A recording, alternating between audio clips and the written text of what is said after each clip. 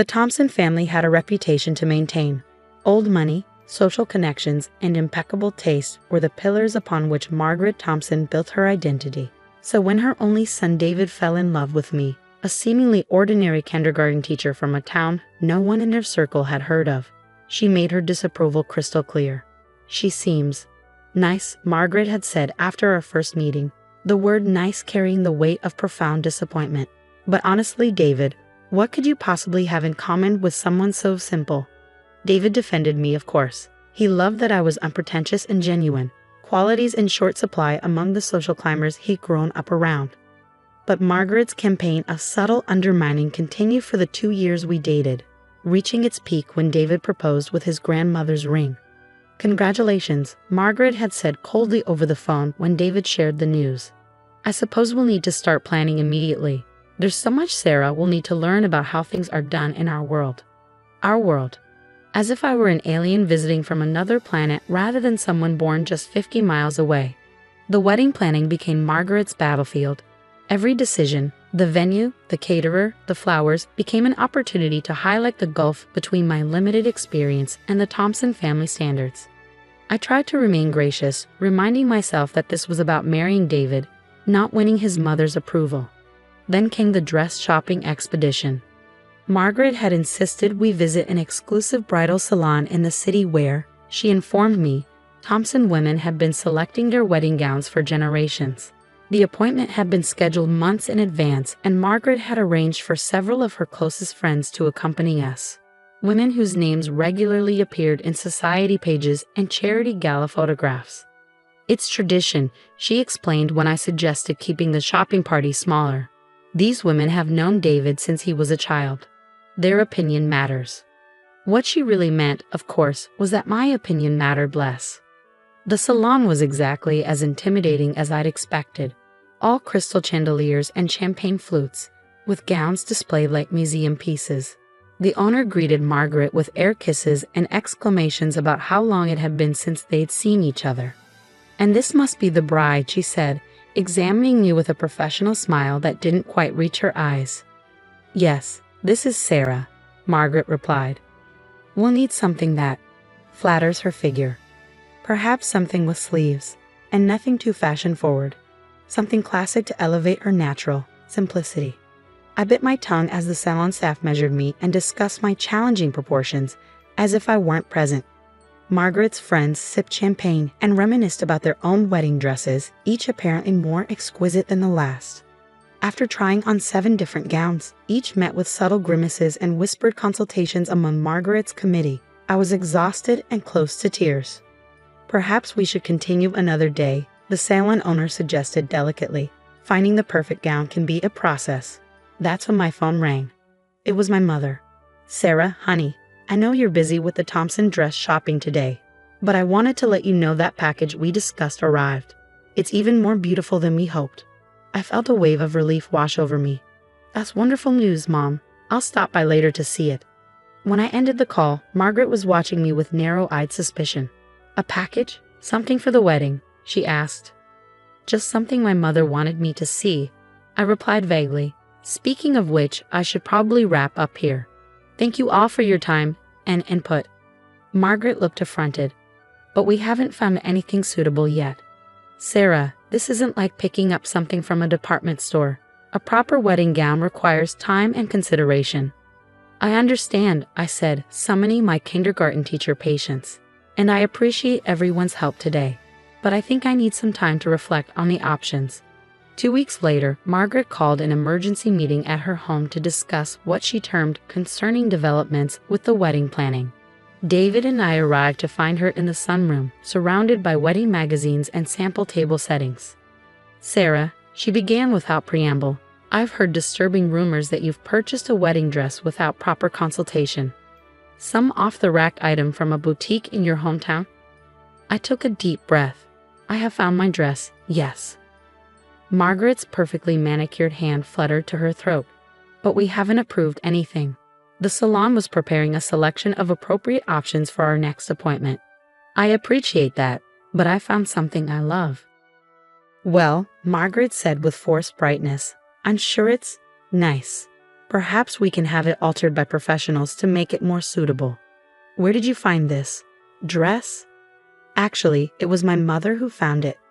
Margaret exchanged knowing glances with her friend Beatrice, who had apparently been summoned for moral support. I see, well, that explains a lot. I'm sure your mother meant well, but she couldn't possibly understand the standards expected at a Thompson wedding. David, who had been unusually quiet, finally spoke up. Mom, I'm sure Sarah's dress is beautiful, and ultimately, it's her decision. Of course it is, Margaret replied with a tight smile.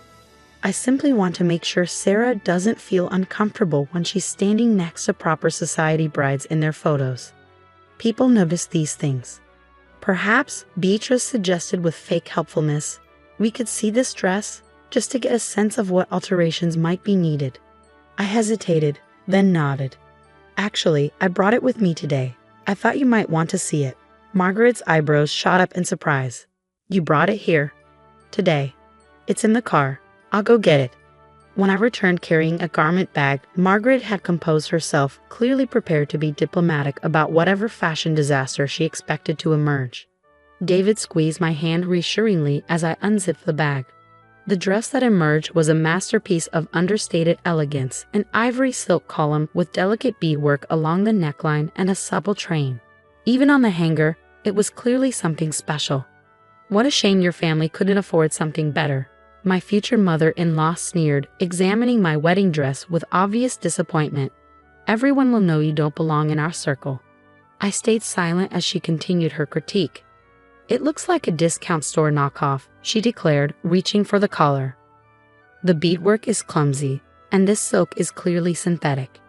When she flipped the collar to check the label, her face went completely white. This is impossible. Because there, on the designer label, was a name even Margaret Thompson approached with reverence. Alessandra Ricci, the Italian designer whose creations were worn by royalty and whose waiting list was years long. There must be some mistake, she stammered. This can't be authentic. How would you possibly? It's genuine, I confirmed quietly. A gift from my godmother. Your godmother? Beatrice echoed incredulously. Who exactly is your godmother? Before I could answer, the doorbell rang. David went to answer it, returning moments later with my mother and a woman Margaret clearly recognized immediately. Elena? Margaret gasped, rising to her feet. Elena Ricci? What are you doing here? The woman who entered, elegant silver-haired, dressed in simple but exquisite linen, smiled warmly. Maggie Thompson. It's been 30 years? Still intimidating young brides, I see. Some things never change. My mother stepped forward, squeezing my shoulders supportively. I believe you've been getting to know my daughter, though perhaps not as well as you thought. Margaret looked between them in growing confusion. I don't understand. How do you know Elena Ricci? Elena, the Elena Ricci, sister of Alessandra and co-founder of their fashion empire, laughed lightly. Catherine and I were roommates at university before I moved back to Milan. She was the first American to model for our early collections. Model? Margaret repeated weakly, staring at my mother, the kindergarten teacher's aide from a small town who apparently had an entirely different past than the one Margaret had assumed. Just for a few years, my mother said modestly, before I met Sarah's father and decided to move back home. But Elena and I remained close. She's Sarah's godmother, and when she heard about the wedding, I insisted on designing her dress personally, Elena finished. Catherine was like a sister during those early struggling years. Her daughter is family. Margaret sank back into her chair, speechless for perhaps the first time in her life. Her friend Beatrice was staring at my mother with newfound fascination. You're Catherine Jensen, the face of Ricci's breakthrough '89 collection. I still have those magazine spreads. You disappeared from the fashion world so suddenly. My mother smiled. I found another calling, one that made me happier than the fashion world ever did. I felt David's arm slip around my waist as we watched his mother attempting to recalibrate everything she thought she knew. So you see, Margaret, I said gently, while I appreciate your guidance with the wedding planning, I do have some resources of my own. And more importantly, I know exactly who I am and where I come from, even if you've made some incorrect assumptions. The silence that followed was broken by Elena, who clapped her hands decisively. Shall we discuss the rest of the wedding party? I've brought some sample designs for the mother of the groom. Something that would complement Sarah's dress beautifully, Maggie, if you're interested." 2 days later, David and I were having dinner at my parents' modest but comfortable home, the home where I'd grown up, surrounded by photographs of my mother's brief but significant modeling career alongside pictures of school plays and soccer tournaments. "I've never seen my mother speechless before," David marveled, helping my father grill vegetables in the backyard. "She's been almost deferential since meeting your mom and Elena." My father laughed. "Catherine has that effect on people when they discover her past. She never made a big deal of it. That's not her style. But she was quite something in her day. Still is," I called from the patio table where I was helping my mother set up dinner. My mother smiled. "The funny thing is, Margaret and I probably would have found common ground if she'd bothered to ask rather than assume. We both left high-profile worlds to focus on family. We both value education and community. But she was so busy sizing me up for where I fit in her social hierarchy that she never saw me at all." The wedding planning shifted dramatically after what David jokingly called the dress revelation. Margaret didn't exactly become warm, but her approach changed from condescension to careful respect. She consulted rather than dictated, and occasionally even deferred to my mother's connections, which turned out to include not just Elena Richie, but several other notable figures from her previous life. On the day of the wedding, as my mother helped me into the exquisite dress that had caused such a stir, I reflected on the unexpected gift Margaret's snobbery had delivered, the chance to bridge 2 parts of my family history and to claim my own identity in the process. "You know," my mother said, adjusting my veil, "in all my years wearing runway creations, I never felt as beautiful in a dress as I know you will today. Because today you're marrying for love, not for appearance." When I walked down the aisle toward David, I passed Margaret in the front row. For once, her focus wasn't on how things looked to others or whether standards were being maintained. Instead, there were tears in her eyes as she watched her son's face light up at the sight of me. At the reception, Elena Richie raised a toast that perfectly captured the journey we'd all taken. "To David and Sarah, and to the 2 families joining today. May you all discover, as I have throughout my career, that true elegance comes not from labels or pedigrees, but from authenticity, kindness, and the courage to see beyond first impressions."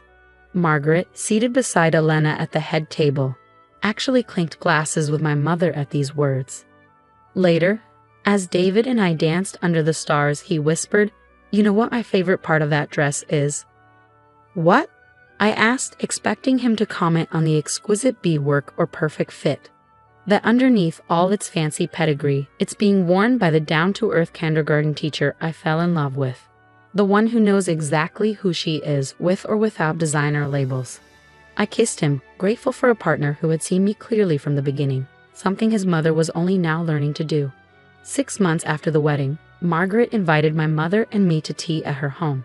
The pretension that had characterized our earlier visits was noticeably absent as she led us to a sun-dappled patio rather than a formal drawing room.